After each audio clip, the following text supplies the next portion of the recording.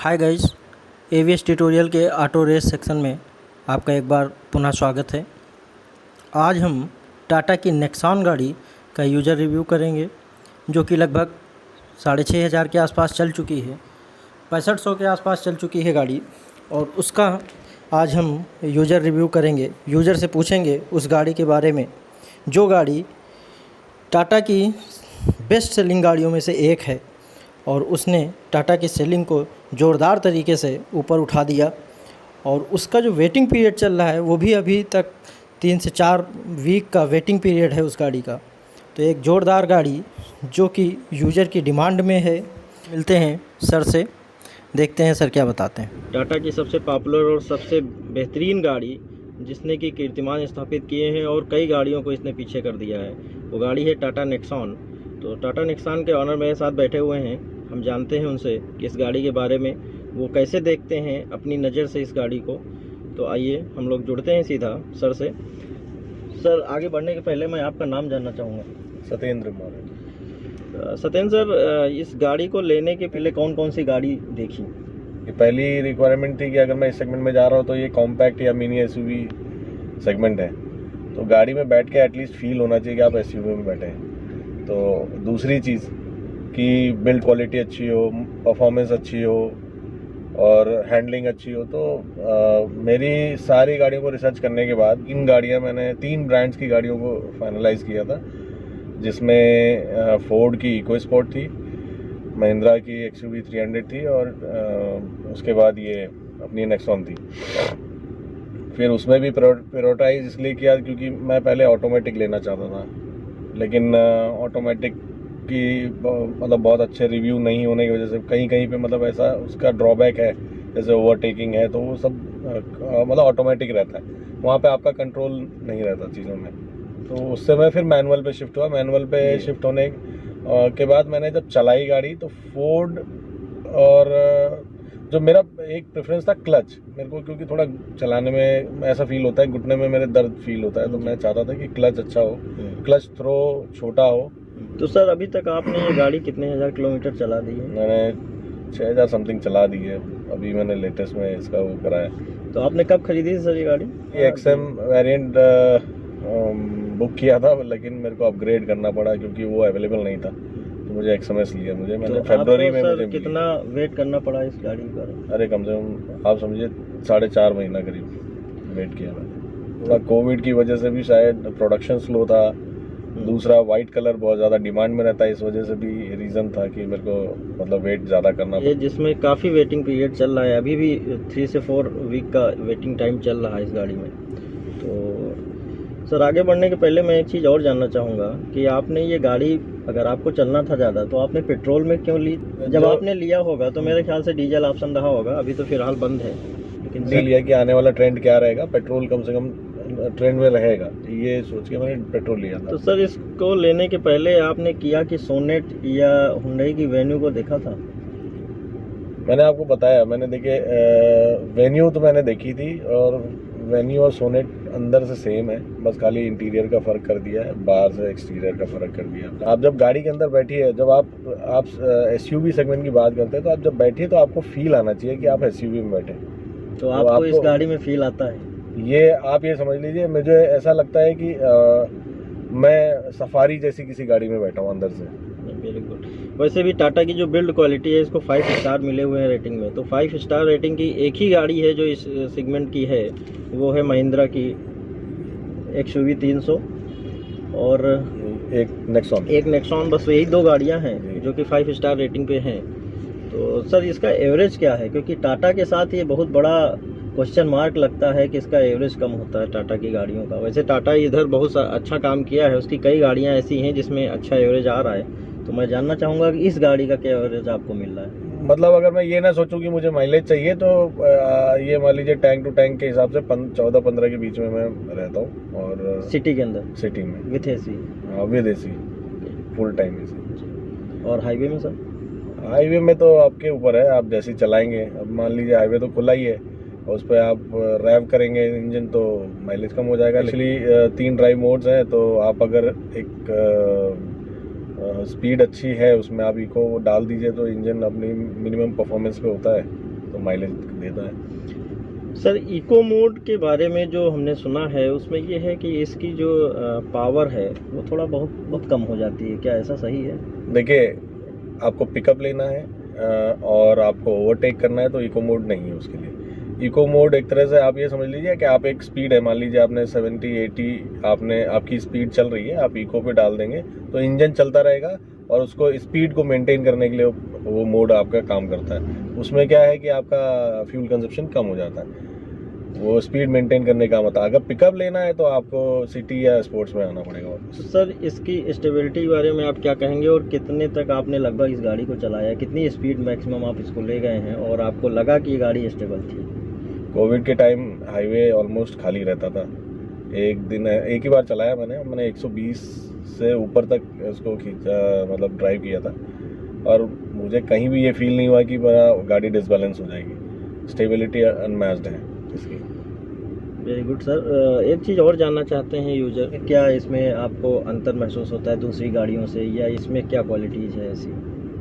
मैंने आपको बताया ना, अगर आप मिनी एसयूवी सेगमेंट में गाड़ी देख रहे हैं तो आपको चलाने में महसूस होना चाहिए कि आप एसयूवी चला रहे हैं। आप सस्पेंशन इसका कंपेयर कर लीजिए, मतलब मैंने बोला अंदर से मेरे को फील आता है मैं सफारी चला रहा हूँ जी। छोटी गाड़ी है ऑफकोर्स, लेकिन इसका मतलब ड्राइव एक्सपीरियंस मुझे एक बड़ी गाड़ी जैसा आता है। जी जी। पिलर्स हैं इसके जी। ये पिलर्स मतलब एक ब्लाइंड स्पॉट क्रिएट करते हैं। वो रीज़न है इसका पिलर्स चौड़े होने का, क्योंकि ये बिल्ड क्वालिटी की वजह से तो थोड़ा सा मतलब अवेयर रहना पड़ता है जब आप इस तरह से देखते हैं, तिरछा देखते हैं या साइड में मोड़ना होता है। एक चीज़ और जानना चाहेंगे, इस गाड़ी के आपके अकॉर्डिंग क्या निगेटिव हैं? ऐसा क्या लगा आपको कि इसमें कमी है? नेगेटिव ऐसा मोटा मोटी कुछ नहीं है। एक दो चीज़ें मुझे जो थोड़ी सी फील होती हैं कि हाँ ये और बेहतर हो सकती थी, वो था इनका एक तो ये पिलर मैंने आपको बताया, इसका ए पिलर है। दूसरा इसका गियर बॉक्स जो है वो सॉफ्ट नहीं है, मतलब थोड़ी स्ट्रगल करनी पड़ती है गियर शिफ्टिंग में। अच्छा, गियर शिफ्टिंग में सॉफ्ट नहीं है? हाँ, गियर शिफ्टिंग इसकी सॉफ्ट नहीं है, ये थोड़ा स्ट्रगली होता है, पड़ जाता है। ये सनरूफ वाली है तो इसका आपने मज़ा लिया अभी तक? ये पहली बात तो मेरी प्रेफरेंस में रहा ही नहीं है सनरूफ, लेकिन अब है तो, क्योंकि मैंने बताया था मैंने एक्सएम बुक किया था और मुझे एक्सएमएस पे अपग्रेड करना पड़ा था अवेलेबिलिटी की वजह से, तो है तो उसका फील आता है ऑफ कोर्स। मतलब लगता है कि गाड़ी खुली खुली सी है, बच्चे एंजॉय करते हैं। मतलब अगर कोई बजट फ्रेंडली गाड़ी खरीदना चाहे और नेक्सॉन को खरीदना चाहे तो आपकी क्या राय है कि वो सनरूफ वाली गाड़ी के साथ जाए या न जाए, किस मॉडल के साथ वो जाए? तो आपके हिसाब से कौन सा मॉडल है नेक्सॉन का जो लेना चाहिए यूजर? पहली बात तो सनरूफ आप ये समझ लिए लग्जरी में आ गया। अगर आप कम बजट में अगर सनरूफ चाहते हैं तो एक्सएमएस ही सबसे बेस्ट वेरिएंट है इसका। और मुझे लगता है टाटा ने ही ऐसा किया भी है कि पैरेलल, मतलब अपने जितने भी वेरिएंट्स हैं उसके पैरेलल एक सनरूफ का वेरिएंट रखा है।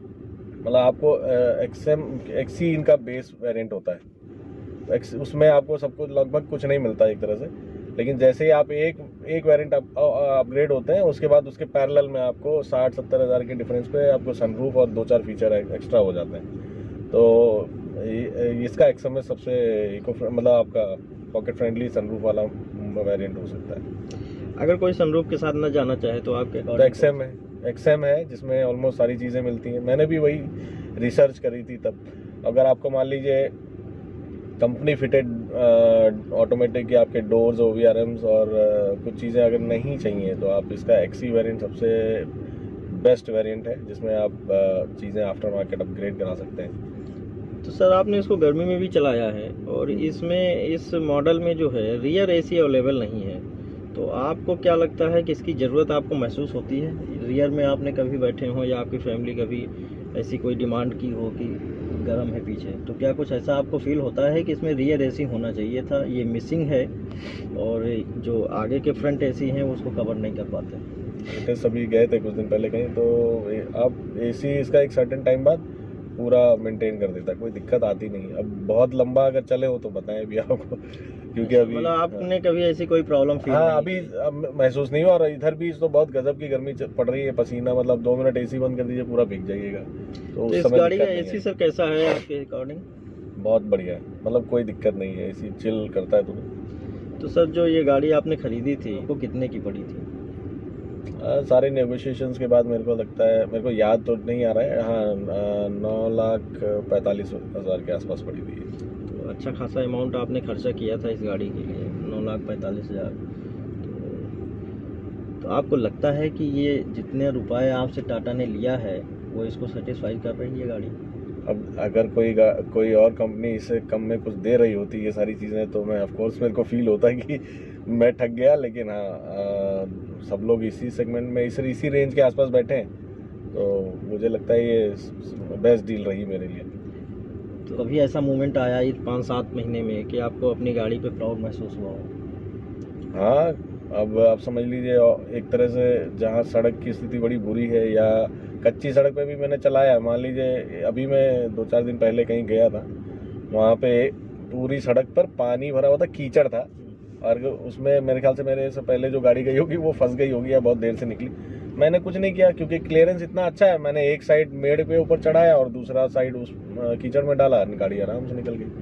तो एक तो ये सब चीज़ें हैं, दूसरा लुक्स मुझे अच्छे लगते हैं इसके, और चलाने स्टेबिलिटी इतनी अच्छी है, आप किसी भी स्पीड में रहिए आपको कभी फील नहीं होगा। जैसे इसमें रोल ओवर मिटिगेशन एक फीचर है, तो वो आपको महसूस कराता है स्टेबिलिटी। तो वो सारी चीज़ें हैं कि मुझे लगता है कि मैंने सही गाड़ी चूज़ करी है।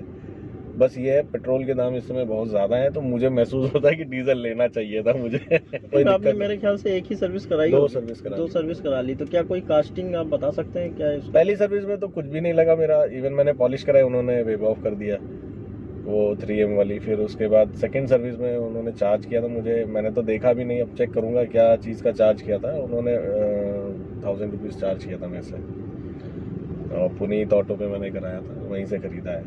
चलिए सर का जो ये रिव्यू रहा, बहुत बहुत आभार सर का रिव्यू देने के लिए। तो यूजर इससे कुछ लाभ उठा सकें, इसके लिए सर ने आज अपना बहुत कीमती समय निकाला मेरे साथ, तो थैंक यू सर। आप तो सर ने मुझे इस गाड़ी के बारे में एक एक डिटेल बताई और मुझे करीब 30 किलोमीटर्स अपनी इस गाड़ी से घुमाया, और इस गाड़ी के जो 3 मोड हैं, eco mode, city mode and sport mode, इन तीनों मोड के बारे में जानकारी दी। तो जो इको मोड है वो इकोनॉमिकली मोड है, जो कि काफ़ी अच्छा है फ्यूल एफिशिएंसी के लिए। जो सिटी मोड है उसमें थोड़ा सा पिकअप इंक्रीज कर जाता है, और वो सिटी के लिए आराम से चलने के लिए ठीक है। और जो स्पोर्ट मोड है वो हाईवे पे या आपको एकदम से कोई गाड़ी ओवरटेक करनी है, एकदम से गाड़ी के अंदर आपको पावर चाहिए, तो आप सिटी मोड पे गाड़ी को रन करा सकते हैं। तो इस शानदार गाड़ी में ज़बरदस्त फीचर दिए गए हैं। ये मॉडल है XMS, जो कि अपने शानदार फीचर से पहचाना जाता है। इस गाड़ी में आप लोग जो है देख सकते हैं, फील कर सकते हैं कि क्या क्या बेहतरीन फ़ीचर्स हैं। तो एक तो सबसे बड़ा फ़ीचर्स जो कि इस सेगमेंट की गाड़ी में है वो है सनरूफ़। इस सेगमेंट में सन रूफ को प्रोवाइड करने वाली ये एक इकलौती गाड़ी है जो कि सबसे कम बजट में सन रूफ की फैसिलिटीज़ प्रोवाइड कर रही है। और भी गाड़ियां हैं इस सेगमेंट में, जैसे वेन्यू हो गई या किया की सोनेट हो गई, वो भी सन रूफ फैसिलिटी दे रही है। लेकिन जो टाटा की नेक्सॉन गाड़ी है वो सबसे कम बजट में सन रूफ देने वाली गाड़ी है। तो इस ज़बरदस्त फ़ीचर हैं इस गाड़ी में, आप लोग जाके एक बार इस गाड़ी को देख सकते हैं, और ख़रीदने के पहले एक बार इस गाड़ी को ज़रूर देखें। एक ज़ोरदार गाड़ी, ज़ोरदार पैकेज के साथ, ज़ोरदार बजट के साथ अवेलेबल है आप लोगों के लिए। तो इस रिव्यू के लिए सर का बहुत बहुत धन्यवाद, और आप लोगों का मेरे चैनल में जुड़ने के लिए बहुत बहुत आभार। कृपया इस वीडियो को लाइक, सब्सक्राइब और शेयर करें, जिससे और लोगों के पास तक पहुंच सके। Thank you.